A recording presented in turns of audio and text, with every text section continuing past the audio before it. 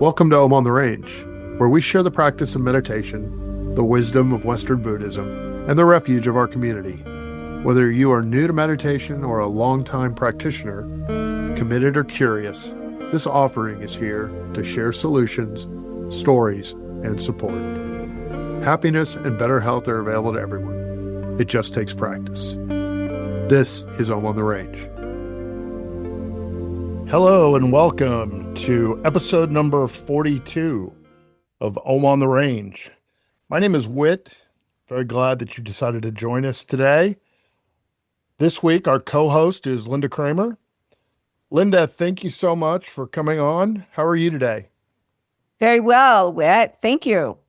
Yeah, so let's start off. If you could, just tell the show a little bit about yourself and we'll go from there.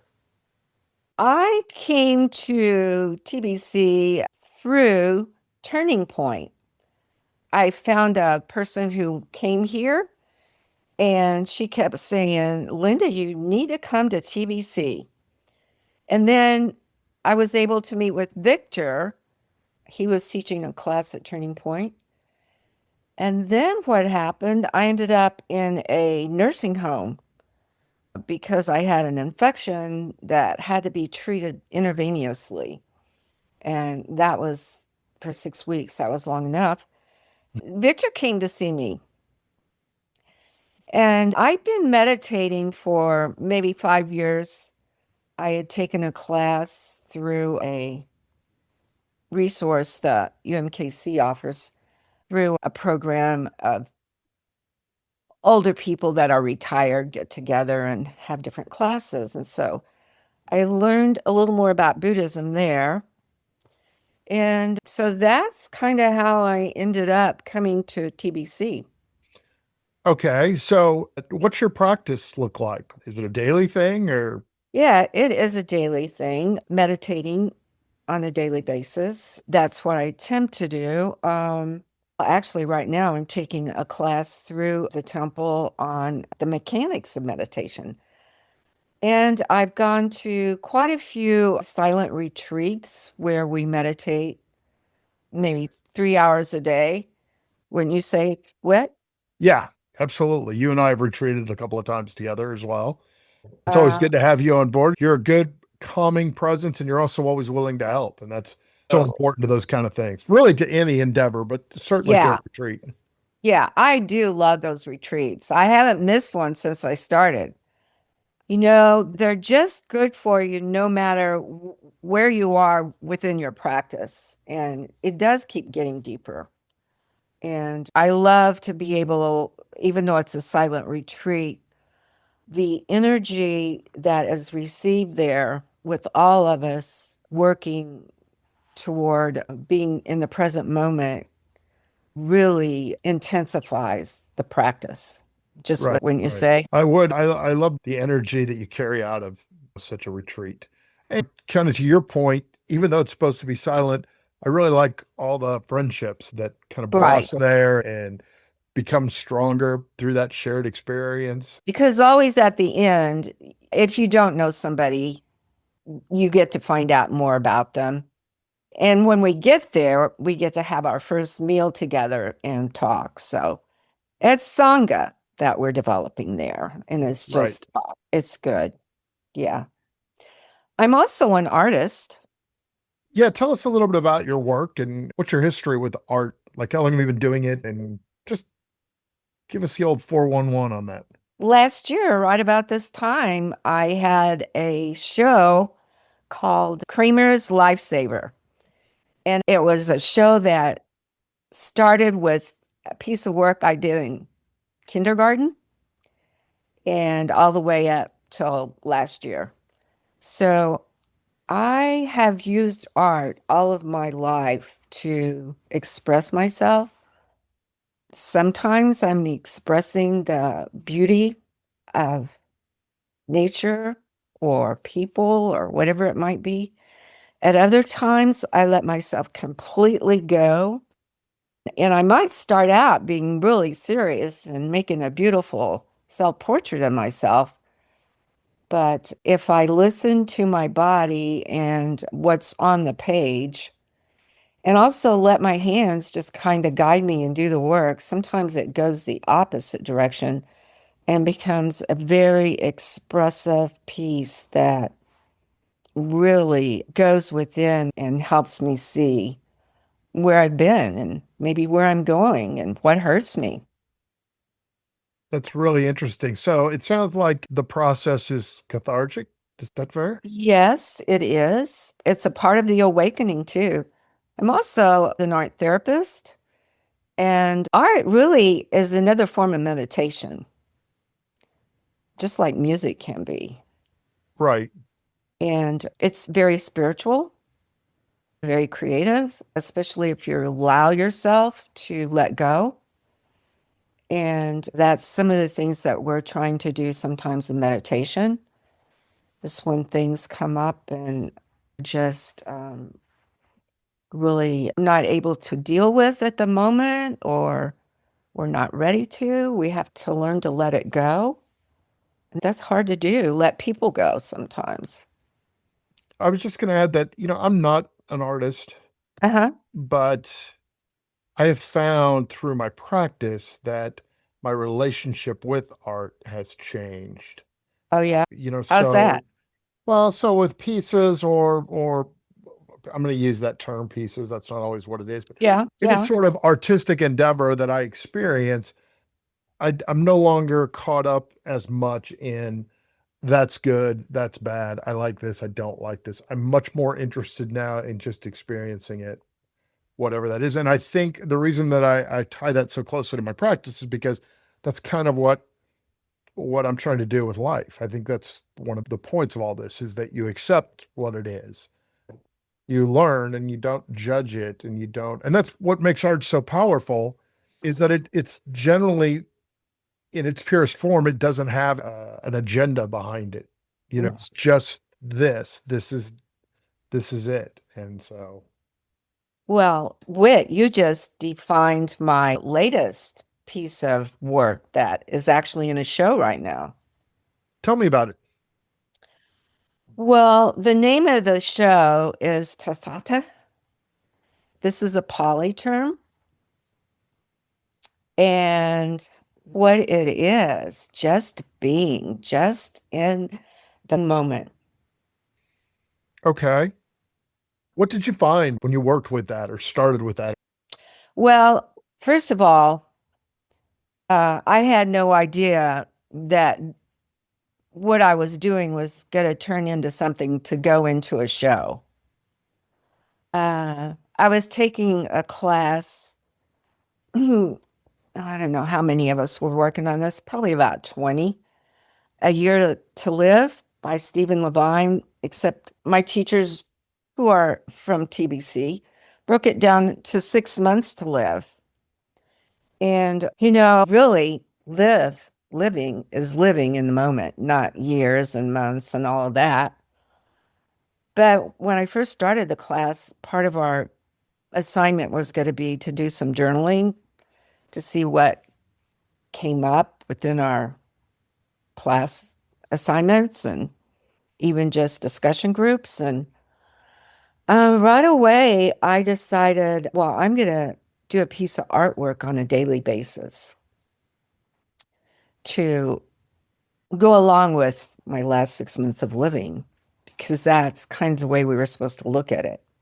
We won't only had 6 months to live. So I thought, well, art is my tool.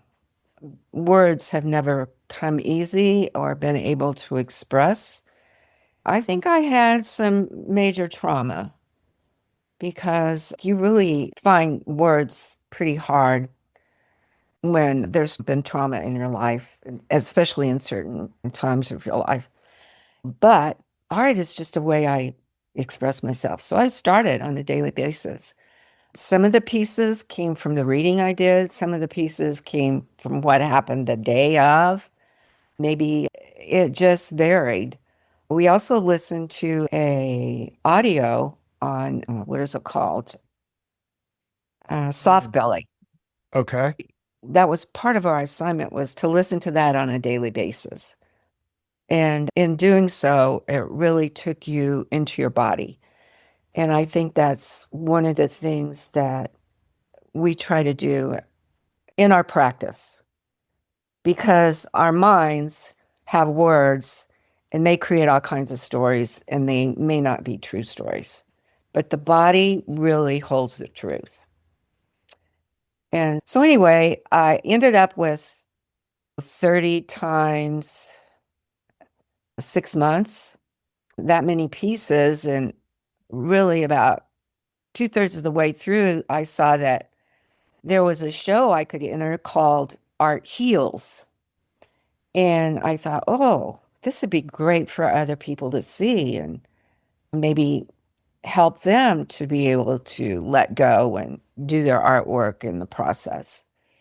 And the other thing is that Tathāta, your definition of it, being in the right now, in the present, people don't do that anymore in our society. We're in a quick movement. We don't sit still. Most Right. people don't. Right. And even those of us who try to sit still, with the media the way it is and internet the way it is, it's pretty hard. I find that interesting. It's not just the speed, it's also that what we're being presented, and I'm going to use media as the catch-all for Mhm. this.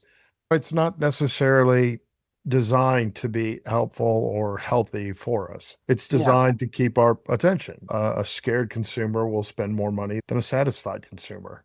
It's frustrating, and it becomes kind of overwhelming, right? Once you realize that, once you start to right. notice it, you're like going, well, this is very difficult. Yeah, this isn't really going to make me happy. Right. Right. But, you know, that's the goal, is to make you spend money or have you feel like you need to spend money Right. or believe a certain thing. Right. Right. So with your studying of A Year to Live, how did that change you? That's probably the hardest question I'm going to ask too, by the way. Yeah. Well, you do a lot of reflecting, and especially into the stories that you've told yourself. And it just lifted my whole being. I have a different way of looking at life now. I no longer need those stories, and I'm really not, I really have stopped telling it. I almost told it the other day, and I said, no, I don't need to tell this story anymore. Just bottom line is, it wasn't a good time in my life. I don't need to tell you any more than that. Do you think when you work with whatever that trauma is in the past, there's a certain amount of certainly some healing, but also you also have to package it before you can let go of it. Does that make sense? You know what? I actually did package it. I made a piece of artwork representing it, pretty true to what's happening. And I actually put it in a box and wrapped it up. Wow. Part of the reason for that is I had received a gift that was inappropriate and part of the trauma. So that was a part of the story. And I did wrap it up. And then I asked somebody to come witness me opening it because it was so horrible. And that person really felt the authenticity, felt what I had felt, which wasn't very nice, but she didn't have to sit on it like I've sat on it. That was interesting that you asked that. You know, science shows us now that we have to retrain our brain. So that's part of what meditation really helps with.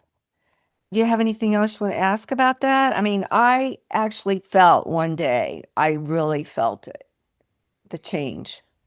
And it's pretty hard to describe, but it just happened. My personal experience with that letting go of something or that growth has been surprising to me because it just kind of fades away for me. Whatever was bothering me, whatever's, Uh-huh. it's not, and I have to sit with it for a certain amount of time. It's Right. not, it's not like, oh, okay, well, I'm going to let that go. Well, I'm going to let it Hmm. go when it's time, But until then, it's part of me, and I'm going to try to be comfortable and accept it, whatever it is, even if Right. I accept the fact that it's too big for me right now. I can't do any more with it. Exactly. But I'm Right. always surprised, right? It almost like it just all of a sudden it's like It's smoke. It just dissipates, and you're like, okay, it's well, good. kind of like it never happened. Yeah, it's very surprising. Robert talks a lot about giving the bull more space. Yes, I finally realized that's kind of it too. You know, we right. just give it more space, more time. Have you found as you've taken this journey that some of the things you used to push away, you change that relationship. You start to Right. welcome those things. And sometimes when I sit, I almost go look for them a little bit. Like, oh, I feel a little anxious. Why is that? Because I don't want to be hunted. I'd rather be the hunter. I'd rather go find it. Say, Exactly. come on out in the light. Has that been true for you? Oh yeah, I just spoke to a group this week. I used to be afraid to confront somebody or at least tell them I didn't like it, even if I'm paying for it. I Right. wouldn't tell them what I wanted. And I just get mad because they're not doing it the right way. But really, I've started, well, sure, you need to just use your voice and tell them. I don't know what that's about, but I just felt like I shouldn't complain. I felt like I was complaining, but I'm not. Right. So, I mean, that seems little, but that can be pretty, I mean, a bigger situation, it can get really out of hand. Sure. You hear what I'm saying? Yeah. And that's just a little thing. Well, so it's a way to practice acceptance and love for yourself, right? And Right. you stop worrying about how somebody's going to take something, or should I do Exactly. this or not? And say, I feel like I need to say this, and here it is. You know, Right. And we go back to the Eightfold Path. Mm. What's the right communication? What's it for? So, yeah, like you're saying, I start looking at things a little deeper and oh, this is something causing me some problems. Yeah, it's S- nice. So you've been an artist all your life. Hmm. What do you think the biggest change to your artwork that practice has brought to you? Have you noticed any changes or any difference in how you create? Well, I don't know. I've always allowed myself to just be expressive.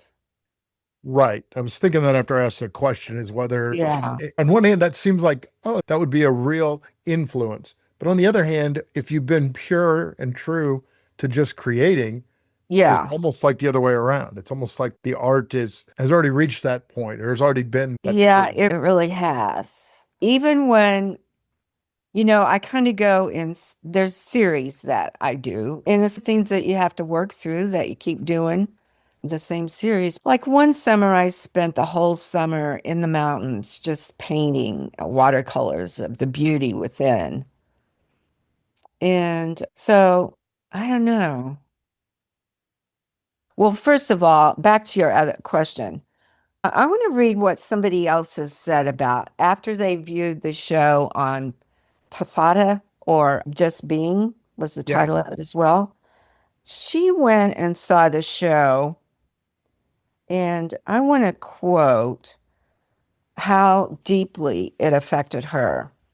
Okay. And it was really what the purpose of showing it was for. I did not show it to sell things. People had prices on their work, and I said, this is what it would cost to take it, but the donations go to the Inner Urban Arts Center. I didn't feel like selling it, but I felt like if somebody wanted it, I wanted them to have it, but I didn't want to sell them because of why it was created in the first place. It just didn't feel right to do that. So anyway, it says, "Thank you for allowing me to share. I cannot begin to tell you how powerful my experience was yesterday. I was so much deeper than just enjoyment. After one of my family members' deaths in November of 24, it seems the nonstop series of challenges has focused all my attention and energy on survival. Being in the presence of all that creative energy literally reconnected me to a huge part of myself I have lost touch with. It felt like coming home and like I have plunged my sluggish battery into spiritual charging station. Thank you for making that visit possible. Wow. I asked this person if I could read it. I think it'll actually make the director of the place cry when he reads it because he's so intense into art. But that's what I wanted to show is that we do need to stop. We do need to find a way to be within, whether it's journaling or I think meditating and journaling and all of that goes together. Absolutely. Playing music, writing songs, whatever. And the other thing, Whit, I mean, you don't have to be an artist to be expressive. That's Right. not the point. And some of my pieces were not a piece of artwork, like you said. It's just a piece of work. And if you accept that and you let yourself go, you too can experience just what I'm talking about. All Wow. you need are the materials. And that's one of the things I provided at the show. A piece of paper, a very small piece of paper, and everybody listened to a very small version of the soft belly Hmm. meditation.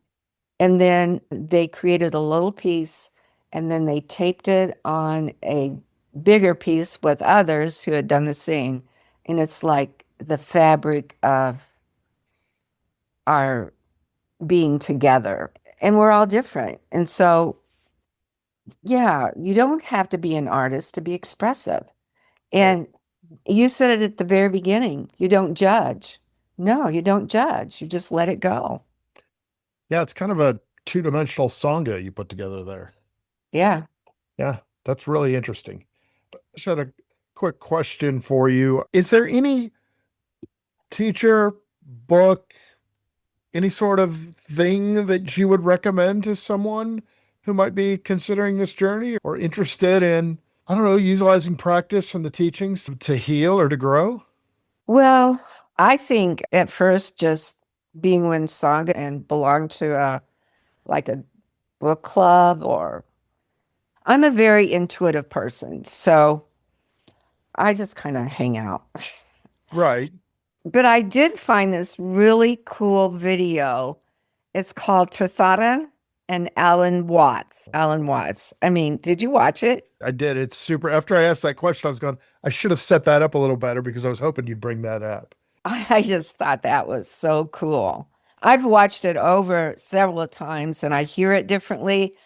It is so visual Yeah. Yeah. that It's you miss incredible. everything. You're just focused on the one figure that's moving. And Right. if you go back and watch it, there's all kinds of things in there. But being, just being, and there's so much going on around us. It's pretty hard just to be.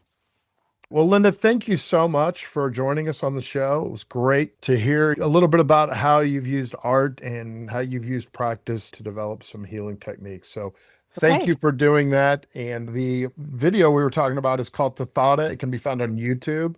It's worth seeing. The artistic approach and the artistic presentation is amazing, and the teaching is tremendous. So, check it out there.